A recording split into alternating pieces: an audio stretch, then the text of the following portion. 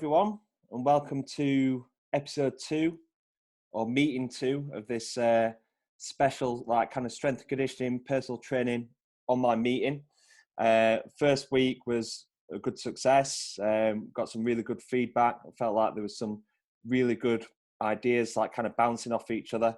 And following that, I think what we should do is bring in some kind of guest presentations, guest speakers, some Q&A, and have some more structure to it. So we're going to kick things off today. I've got a little bit of a presentation to share with you around social media, and then we're going to open up the floor to Q&A around that presentation. And then we're going to be talking to different coaches, talking about what they've done this week in terms of online work, how they've engaged with their clients, different kind of products that they've done either for free or monetizing stuff. And then we're going to be talking about training, what kind of training methods that we've been using. And then we're just going to open it up, Q&A at the end, if anybody's got any individual situations that they want help on. All right, so the presentation is exactly what it is on the tin. Okay, some social media advice and tips on how to build your audience and try and convert that into sales. I've talked to quite a few different PTs and strength and conditioning coaches over the last week, and it's with the current situation. Obviously, there's a big opportunity for people on social media because there's going to be more people on social media looking to try and stay fit and healthy. But also there's a challenge on basically how to monetize within this difficult situation. So I wanted to kind of kick things off in meeting 2, where we're going to be a little bit more scheduled with something that can help you over the next few weeks. So in this presentation, it's going to be my own personal advice on social media use, mainly Instagram. The reason why is because I'm no expert. I'm no Gary Vaynerchuk, Gary V, whatever he calls himself these days. But, we're proud of what we've built over the last few years with Boxing Science, starting an online business, doing a website, and then becoming an e-commerce kind of company. I'm going to say about how the different methods that we use at Boxing Science to help engage with an audience and help build your audience as well.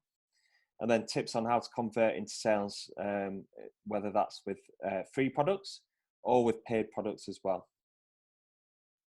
So you'll probably know the importance of social medias for strength and conditioning coaches and personal training. Obviously, it's free advertising for us. Back in the day, I'm sure that freelance coaches and PTs will have found it much harder to kind of get the name out there, whether it's leaflets, whether it's adverts on TV or anything like that. It's very easy for us to advertise our products and services. As well, it's easy to reach more people. Your posts get shared. Use your athletes and your clients to share your stuff. The word of mouth is going to be much easier for you. Building reputation. You're kind of building yourself an online CV all the time. So, with success of you working with different clients and different athletes, it's instantly putting a CV out there for people to see. Converting into online sales, we're going to be talking about why social media use is so important for you to start making a living off online programs. And then this is the last but not least, it's something that we can control. Clients come and go, athletes come and go, athletes win, athletes lose, and they might move on to other people. Sometimes, it's helped me in the past where I've probably worked with about 10 professionals at once, and then within a year, I'm probably working with about 3 or 4, and that has a big dent if I'm solely depending on that for income. So it's a very up and down business. If you have something to back yourself up and another kind of project, this is going to be much better for you. So yeah, it's something, and especially like in this current climate, is a lot of us are depending on it. So what is the current situation? So with this coronavirus, I think in any situation, there's winners and there's people that unfortunately lose out. And the same applies for this pandemic. I'm going to focus on the people that are winning at the moment and the businesses that are winning. Zoom, what we're using now, they need to remember the day oneers, because I've been using it for quite a while, but most people, well, everybody has been forced to work from home. So they're using Zoom for the meetings, presentations, catch-ups and different conferences, just like this call here. And you can see that their stock has risen exponentially over the last few months. So Zoom are definitely winning out of this situation. House Party, I'm sure some of you have been on this already. That's had 2 million downloads. And this graph here shows the percentage of basically how many more downloads it's had over the past, what's that? Over the past week, 500% more. So, that's a good app for people to use and connect with their friends and family. And then Joe Wicks, whether you like him or loathe him, he's smashing it. 10 times more views on his YouTube workouts, and this is only within a month. This one was his 7 days of sweat in January, I think it is, or February. 464,000 views, which is really good. And then now it's getting 5.4 million views. So there's people that are winning out of this situation. And I think that it's important for us to go in to this situation with that same mentality. This here is my current insights. So this is how I tried to download and look up some data for general Instagram use. I couldn't find it over the past week, but I'm reaching 17,000 more people, and I've got 50,000 more impressions just over this past week. So that's showing an indicator of how many people are actually, one, using Instagram, and two, engaging with my content. So at the moment, most people will want free workout. So these are my personal thoughts about like what the current situation is and how we need to act on it. At the moment, most people will be wanting free workouts and ideas to be doing it in the house on limited equipment or body weight. But also we need to look after your current audience as well. So we can end up panicking and thinking, right, I need to bring in more sales. I need to be doing different programs to try and adapt to the situation, get more clients in. But you've also got to focus on the people that have been loyal to you and either buying your online products or in the gym as well. It's easy to, when you go into panic mode and thinking you need to bring in more clients, to go and focus on new projects. I think looking after your old audience, your current audience is really important. And then some people will be wanting bespoke programming strategies, whether that's high cost, low cost, whatever you want to do. Some people will be wanting a little bit more structure.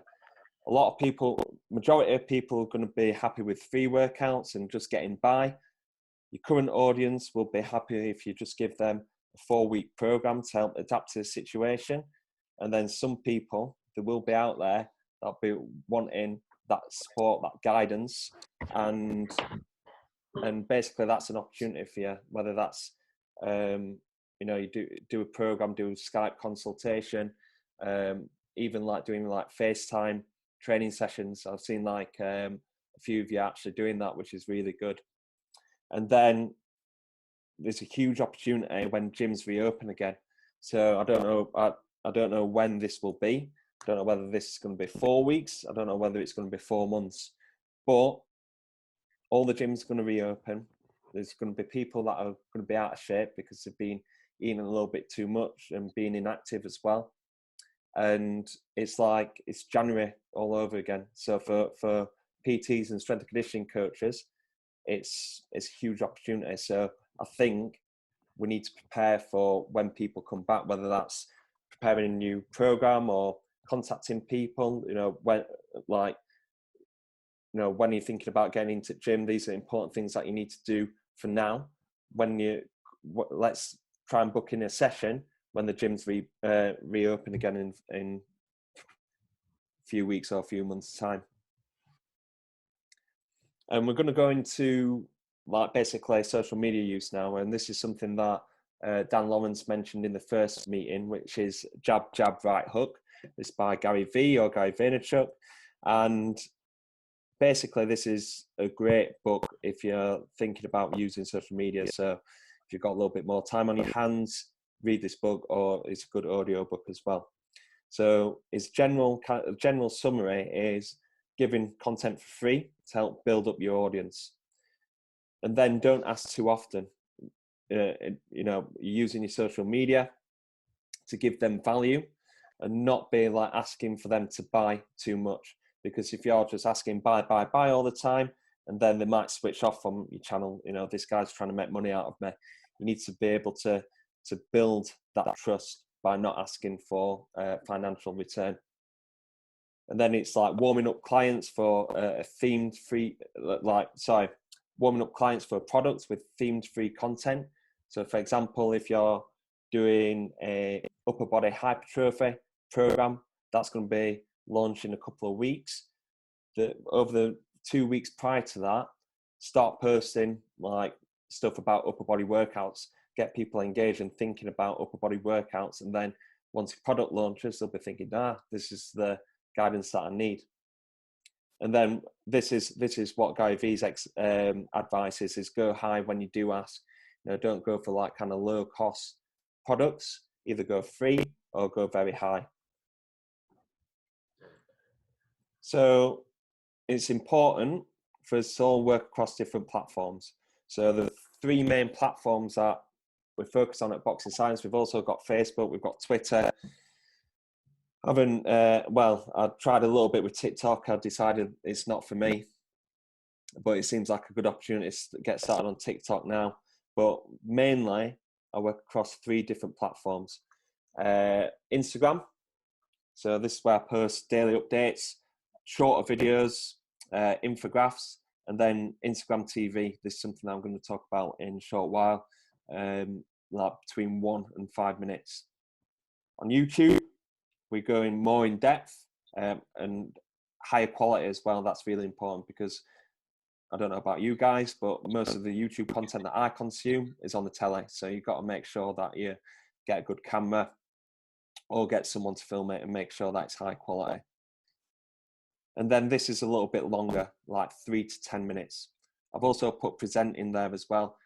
Instagram, I'm going to talk about that in a short while, but everyone wants it thick and fast content, fast knowledge bombs as well. Whereas in YouTube, you can kind of slowly kind of build it up and present it in a style that you want.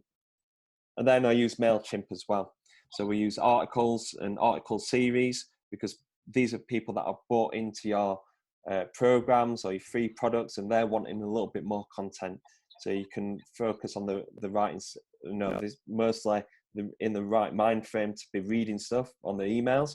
Whereas on Instagram and YouTube, in a mind frame to be watching stuff. So you've got to be thinking about what your mind frame is when you pick up and go onto these different devices. What's your mind frame when you're on Instagram? Flicking through, looking for fast content. When you're on YouTube, you're sitting down, you're watching telly or you're watching it on your laptop or your tablet. And then when on MailChimp and on your emails, you're in the mindset to read. So you want your kind of longer kind of content on there. Links to the website, link to YouTube as well, and also sales as well. People are more bought in to you and your services, so they're more likely to buy your products as well. And then all it is all about optimizing the filter. So social media is your main kind of capture point of your audience, and you need to kind of spread that filter at the top to bring it down into what your high price products are, your bespoke packages and courses are as well. So this is no kind of flowchart, because some people might go straight into here, might not go through all this process.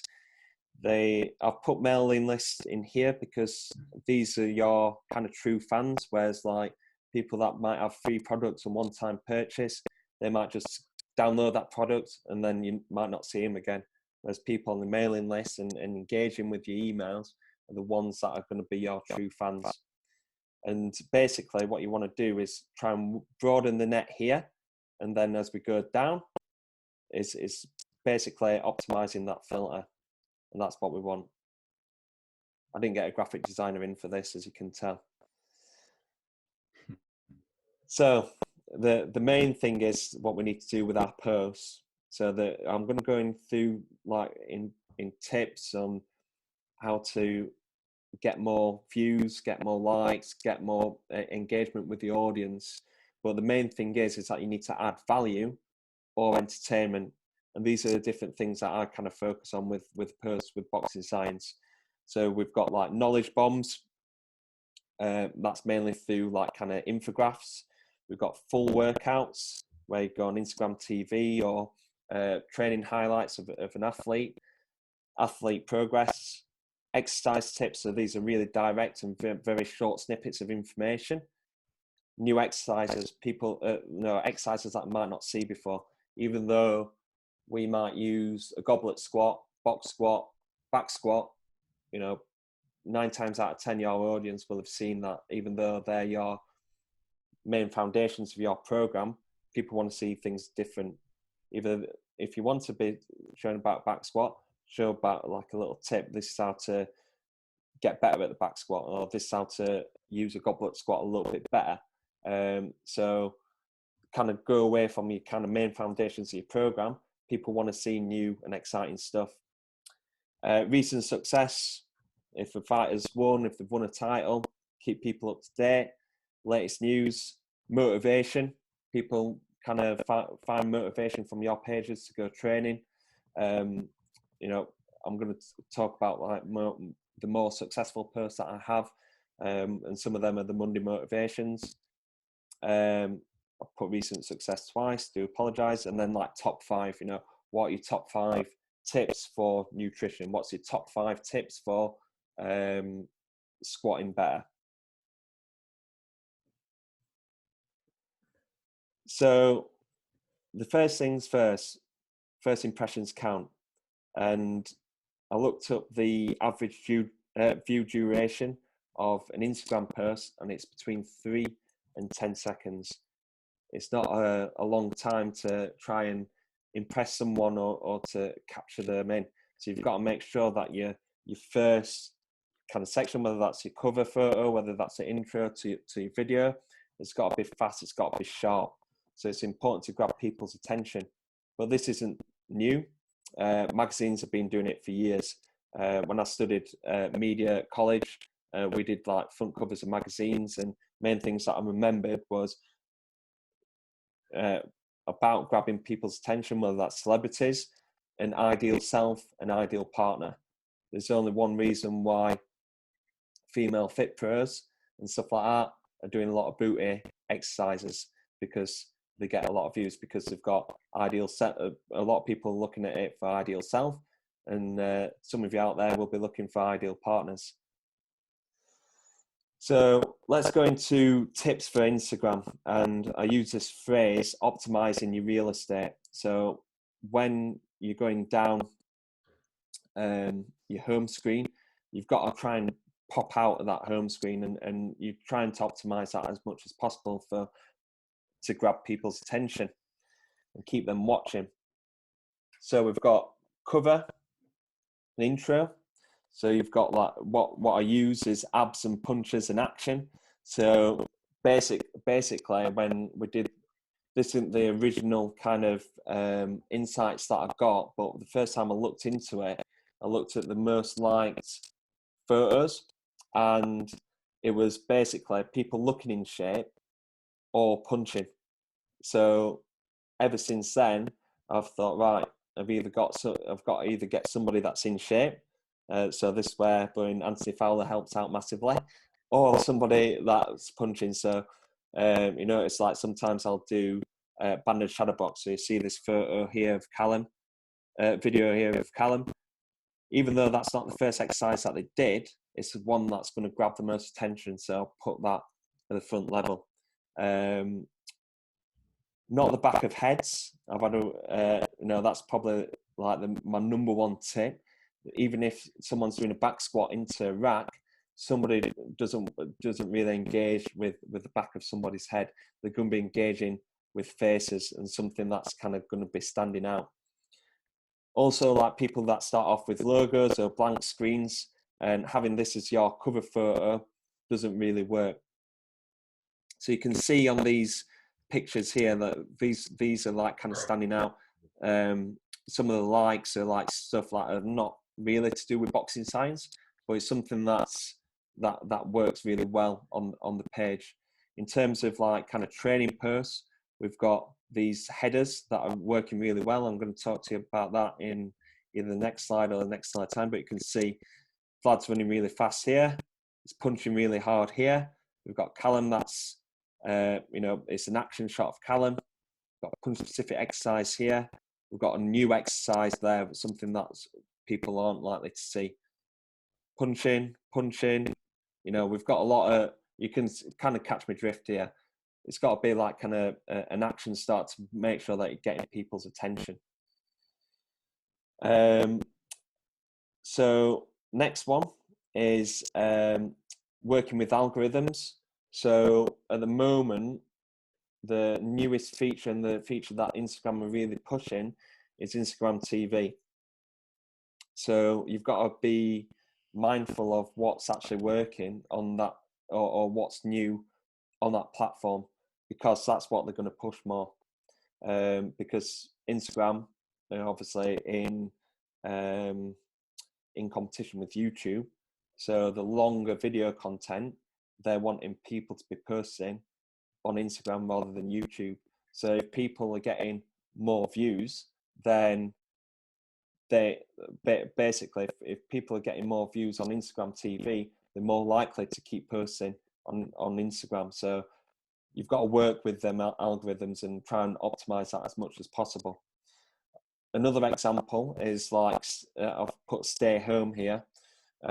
Obviously, in this time, the Instagram are pushing for people to stay at home, and the first story that you see is whoever's used that sticker.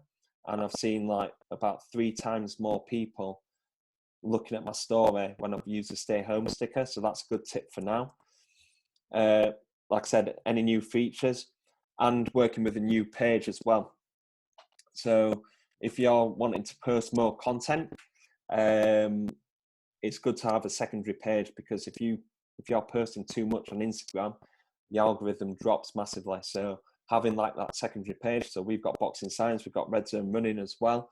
We can kind of space out our content over 3 different platforms. Next one, don't go too text heavy, because that doesn't really work as well.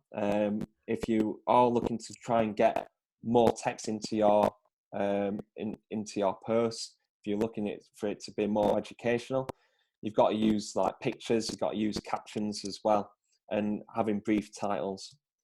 And then having that eye-catching title, using either a header, half a picture, and making sure that you have a call to action as well. So if you're wanting people to go into your bio, wanting to download a free product, have that in on the video or on the picture. So this is what I'm doing at the moment to optimize Boxing Science's real estate. You'll have seen some of these posts recently, and using these kind of headers have worked really well for me. So step 1, edit the video and have a high action start. So like I said, use the exercise that's going to be the most eye-catching. Don't use it in chronological order. So for example, banded shadow box, jumps, plyometrics, something like that. That's what's going to get people's attention. I've also said use the Boxing Science logo, because basically that's a noise, that's something that's flashing up that will get people to stop and look at the post. Step 2, I use PowerPoint to create the heading and to keep it on brand as well. Sometimes you can use apps and people kind of slip away from their own brand. Whereas if you use PowerPoint presentation, you can really stick to your brand. So you can see this looks almost identical to the presentation that you're seeing now. And then I use PhotoGrid and Splice. So these are 2 apps. I haven't got the logo for them. So PhotoGrid is what I use to basically cut up this, have a video here and use the picture on top. It's a little bit like Instacollage, where you can change the ratio and the different sizes of the photos as well. Splice is a video editing app that you can either do in portrait mode, in landscape mode, in square format, or you can do it in Instagram TV format as well. So that's really good. And then I use Instaspacer for the caption. So, you know, when you're really struggling to kind of space out and you're using lines and stuff like that, Instaspacer helps you kind of space out your caption just with the return, and you don't have to put any lines or anything. So that's definitely a good app to use. So these are tips for growing your audience now. And this is the current kind of trend that we've got from Red Zone running organically over the last 18 months or so. So we started it from scratch, and obviously you can see a big peak in the middle. I'm going to be sharing how I've grown Boxing Science and we've grown Red Zone running separately using quite different methods. So growing your audience, having like some sort of like influencers. So you know, we had Anthony Fowler on the program the past 2 years, and he was great in sharing sharing photos and videos of him training. That did wonders for my Instagram. So definitely having like some sort of influencers with your athletes, whether you strike up, whether you have some sort of an agreement on, you know, if they're training with you 4 times a week, this is what it normally costs. I'll chop down the price in order for you to like kind of post once or twice a week. And sometimes you can kind of think, right, what am I worth kind of financially?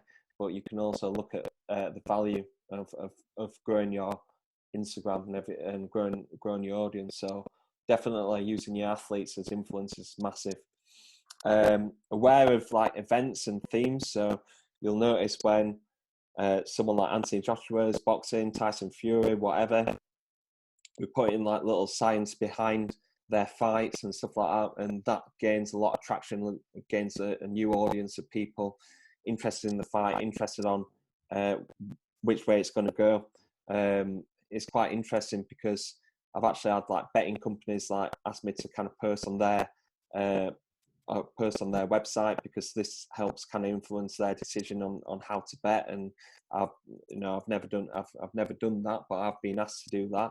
So people do like kind of like look to your page to be like, right, what is actually going to happen with this fight? So putting like kind of prediction, don't matter whether it's right or wrong, because if we could predict every fight, we'd all be wealthy, because we'd go into the bookies every day.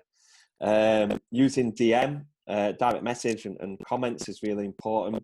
One, for engaging with a new audience, getting noticed on other people's pages, and also growing more traction for your page. So if somebody comments on your page, on your post, make sure you comment back, whether that's answering a question, whether you're saying thanks for sharing, thanks for commenting, hope it's going well, something like that. The more comments on your post, the more traction it's going to get. Using sponsored ads, whether that is going directly through Instagram, which works quite well, or finding a viral page to post on. So you see these boxing pages, I'm sure you follow quite a lot, where they're like kind of posting like videos of Ryan Garcia and Canelo and everything like that. These people will take your money to post on their channel. And it sounds like a lot. I think you're looking at anywhere between £20 and £50 a purse, but you're getting people that's going to be interested in boxing, in MMA, or whatever kind of sport that you're working in. So it probably works better than going directly through Facebook and Instagram. But either way, I found doing sponsored adverts being really beneficial. And then collaborations. And this can be anything from, like, I've got 2 pictures here.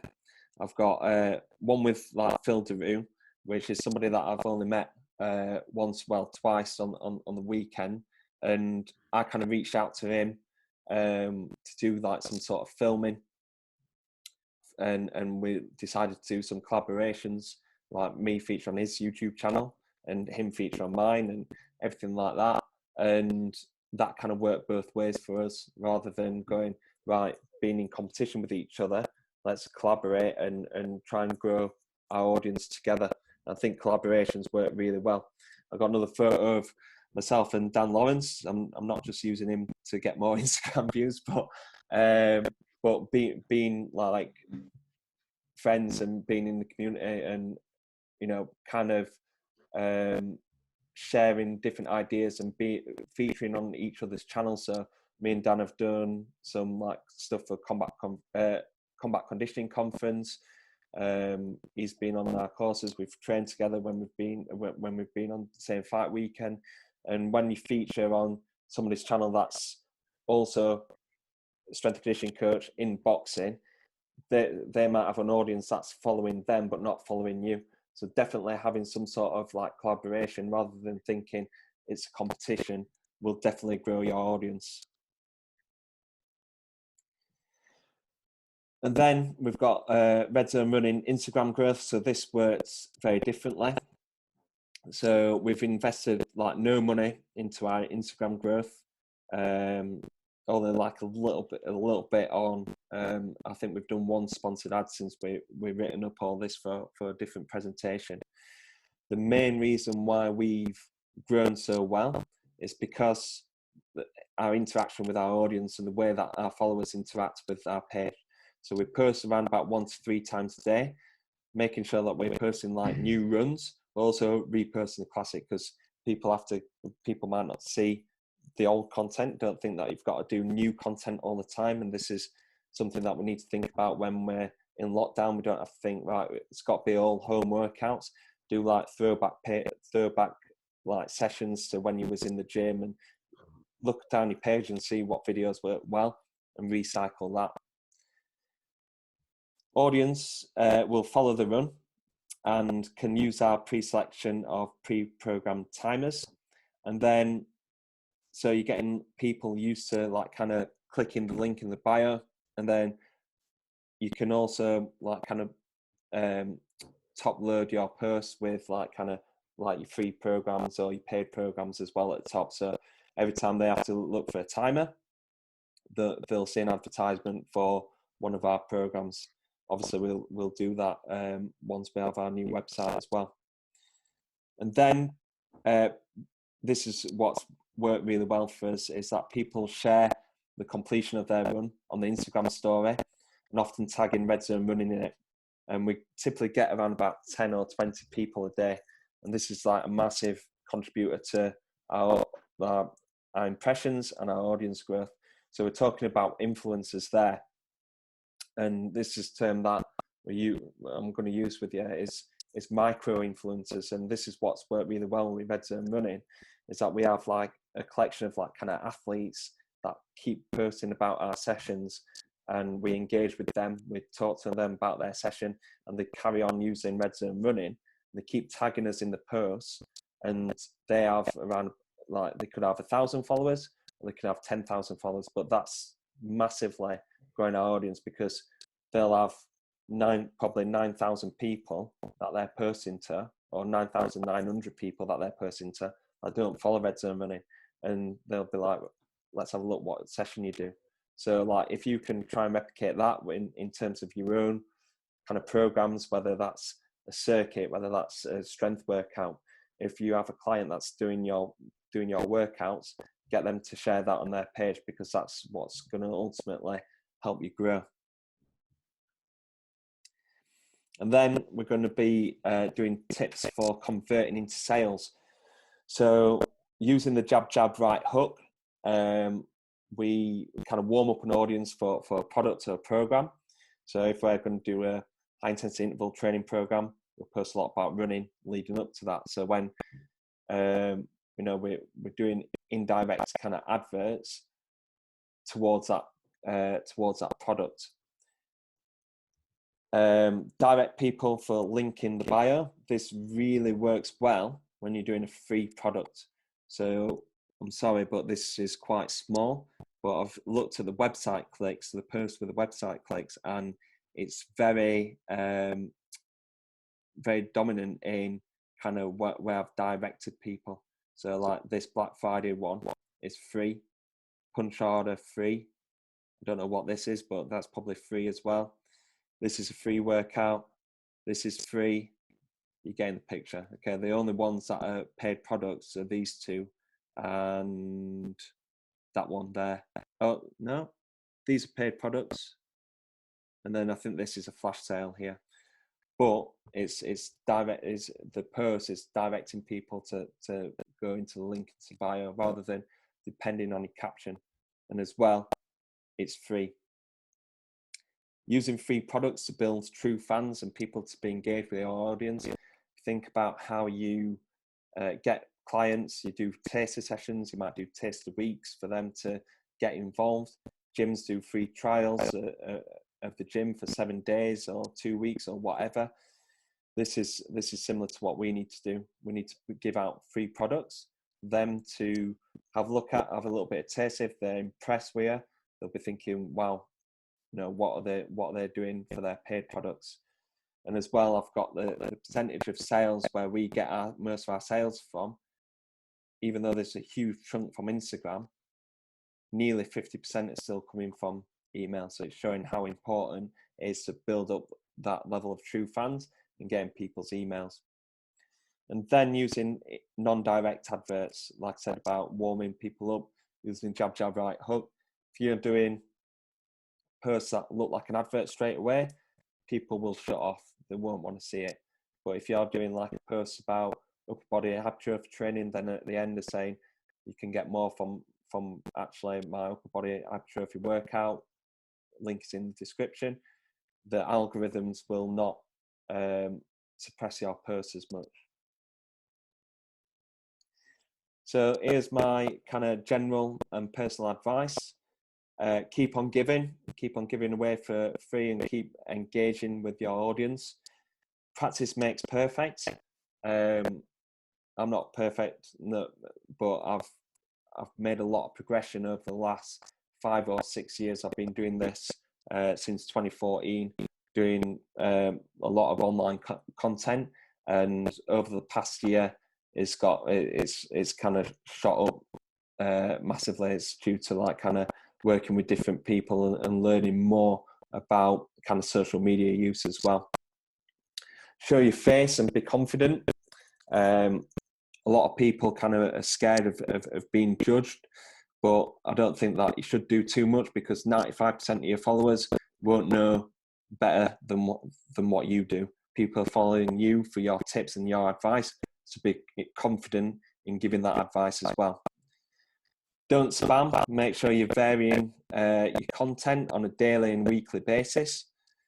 They don't want to see what you're having for tea, or don't really want to see too much of your, you know, you can show your personality, but if you're walking the dog or something like that, most people don't want to see that.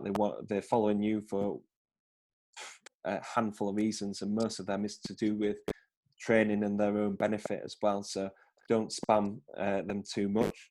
Just mentioned there, don't be too worried about people's judgment. When I first started, I said 2014, that was for Boxing Science, but I've been doing online blogs and videos since 2012. And when I first did it, I got some absolute hammer. I got so much stick. It was ridiculous. And I'm glad that I kind of got over that phase, because that that I just kind of like ignored what they were saying and kept progressing. And if I listened to what they were saying, that might have scared me from doing it for like when I wanted to launch Boxing Science. So kind of gained that momentum leading into Boxing Science due to them kind of early days, and I learned a lot of lessons as well. So don't be worried about too worried about people's judgment. Then, like I just said, I've been doing this since 2012. So the main thing is to be patient. If you're only on 1,000 followers or 100 followers or something like that, you've got to just keep patient and keep on growing. Because if you just think that people aren't engaging, if you feel like you're growing too slow, that doesn't mean that you need to give up on it. You know, you just got to keep pushing forward. Okay, guys, I went on a little bit longer than I expected to. Blimmin' out, 40 minutes, 45 minutes. I do apologise, but hopefully you've taken some good pointers there. Like I said, thanks for watching. Has anybody got any questions?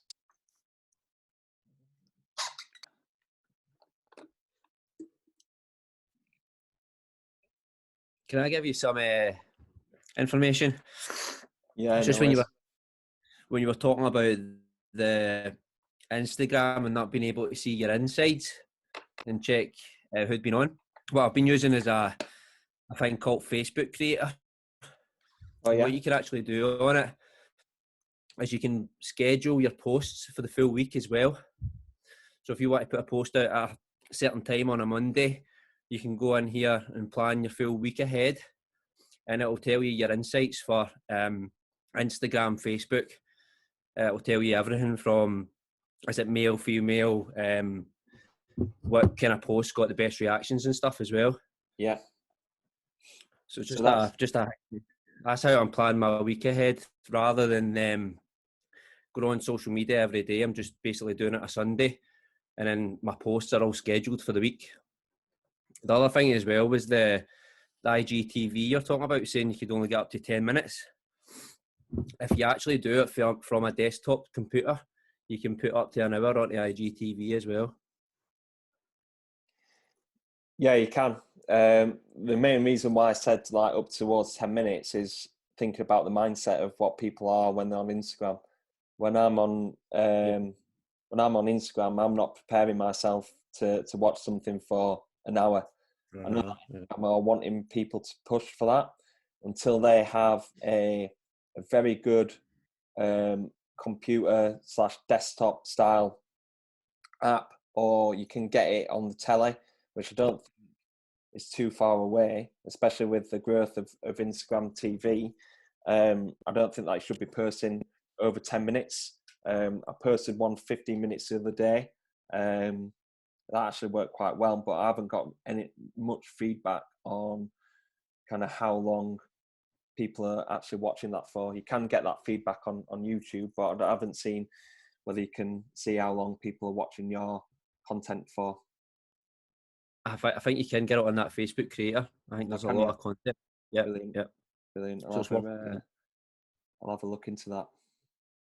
How's your podcast going?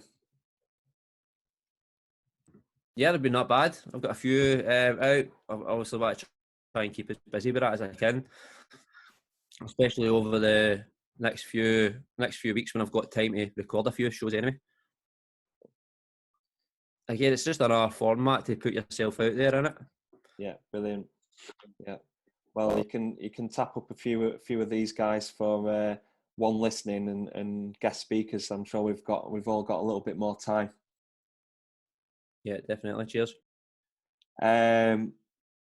Is this Kian? Hugely beneficial presentation. Thanks, Danny. Would you recommend in a camera / tripod recommendation on brands?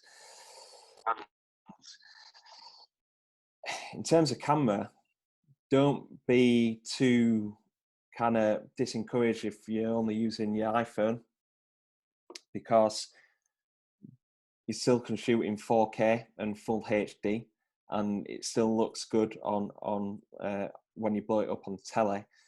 So if you've only got a small budget, I would say just use your phone. In terms of like tripod, we've got gimbals, which are fantastic. Let me just get one.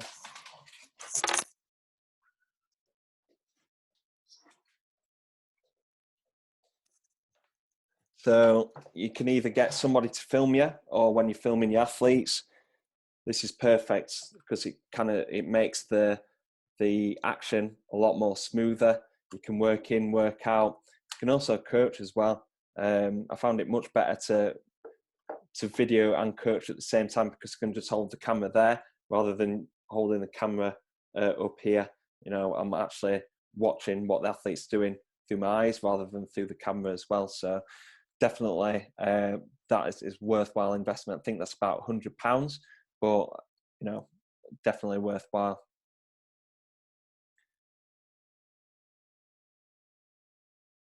Thomas R. Do you know any free platforms of which people can download a program from? So there's a number of different ways that you can do it. You can either do it through Google Forms, and you can just get them to fill in their information, and you can gain more information of what your target audience is. So you'll have got the link today, and basically I've got your name, I've got your email, and I've got what kind of occupation you are.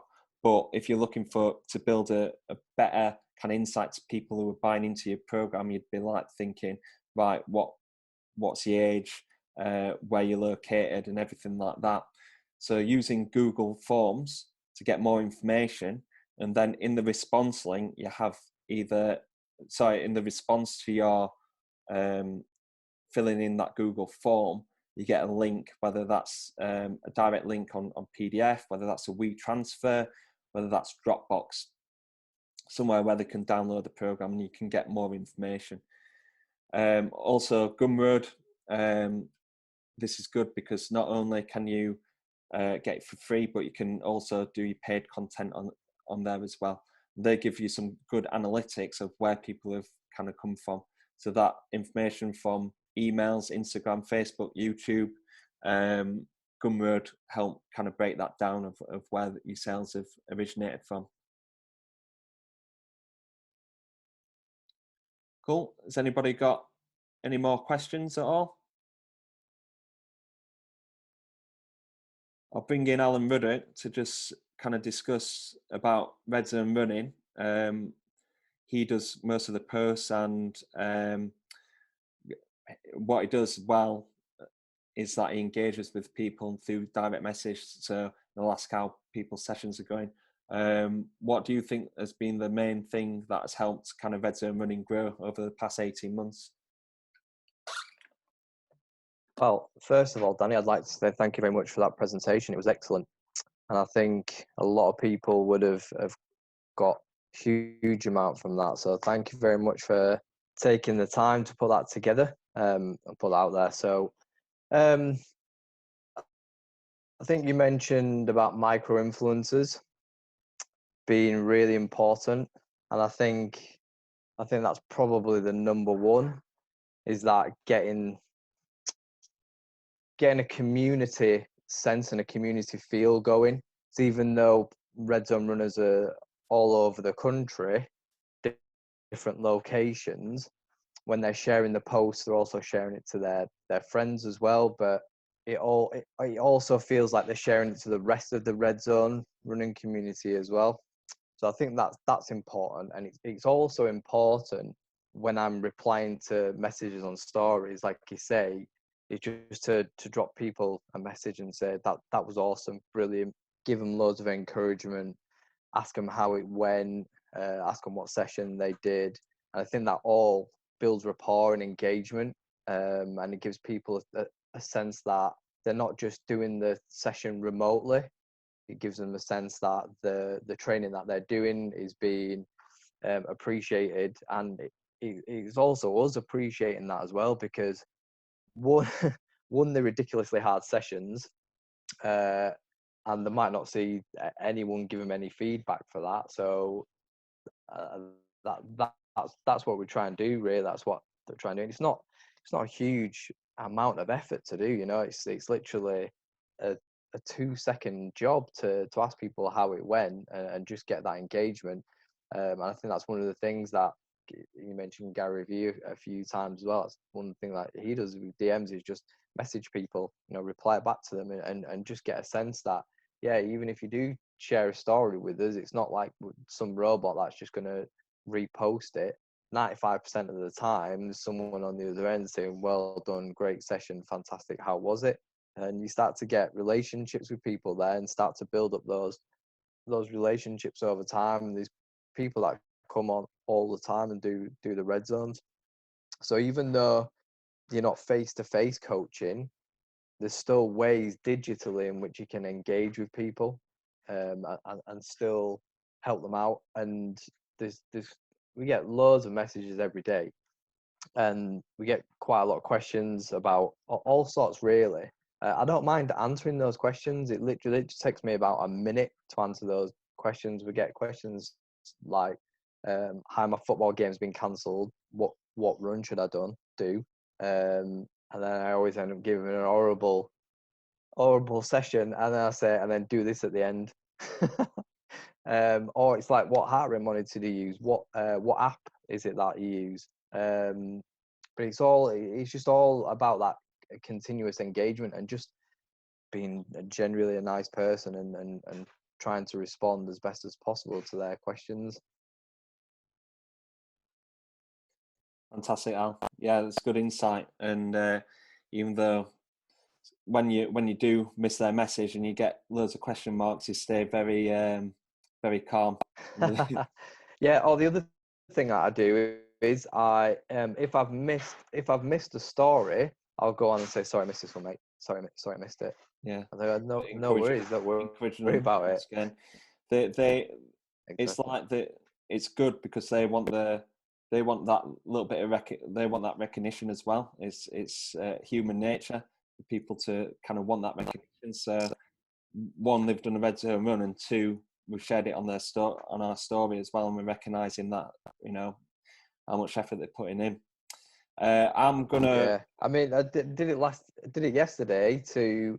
It doesn't matter who it is, but I watched a documentary yesterday by an ultra runner called Tom Evans, and the guy that set us up with the website, Simon Bailiff, is part of his support team. So I went on, had a look at it, and then I just reposted it on the story. And Tom's got like 20,000 followers, something like that. And, you know, he's got big sponsors, Red Bull and what have you. And he messaged back and saying, "Oh, thanks for sharing that." And I just thought that was just the other way as well. You know, someone sending back up, you know, I appreciate that. And this guy's he's an elite athlete, and he's sending that message back. So I just think back saying anytime, and it's important that we're continually sharing things and help people out. Good stuff. Just sorry if I'm interrupting, but great information from both of you. I think at the moment in the current climate where everyone's isolated, what you're saying there is almost even more important in terms of staying connected with other people, staying connected with clients, and having the opportunity to work closely with each other and build a bit of a deeper relationship than perhaps we would normally. I know from my position, I'm kind of sat outside that a little bit, but we're getting a lot of information around kind of self-care and mental health pieces. And what you're talking about really there is just caring for each other and supporting your network. So I think that's a fantastic thing to keep up, and particularly in this current climate, you can lean into it. Absolutely. I've got at the university, they do final year projects, as most of you already know, and there's a lot of anxiety that these students won't be able to successfully complete their final year project, which is a big part of their degree. And I'm just having that half an hour Zoom meetings with them, much like what Danny's doing, where he's arranging video calls, 30-minute video calls with anyone who wants them to jump on, have a chat with him about anything, much in the same vein as what I'm doing with the students as well. I'm not being forced to do it. I could communicate by email, but I'm jumping on Zoom and I'm having calls with them talking them through the project, the technical aspects of it, what we're going to do, contingency plans, timescales, all those kind of things. And as people are really appreciating it, you know, taking that time, just in a different format. Maybe there's a slight aspect of novelty to it, but people are really appreciating you taking the time out of your day just to speak to them.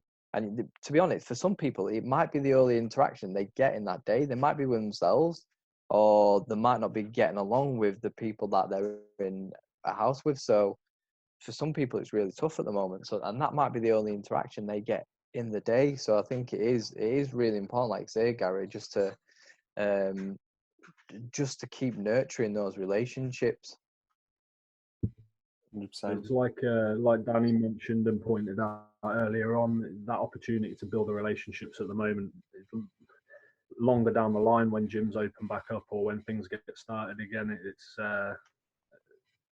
kind of potential to pay back tenfold. And exactly. People recognise the time and the effort it does take to do these things, and I think over time, then it's not a short term thing. This is relationship building, but this is how we all strengthen together as a community as well. You know, everyone that's here on the Zoom call now will really appreciate Danny putting on these every Monday, and that's just going to build a stronger community.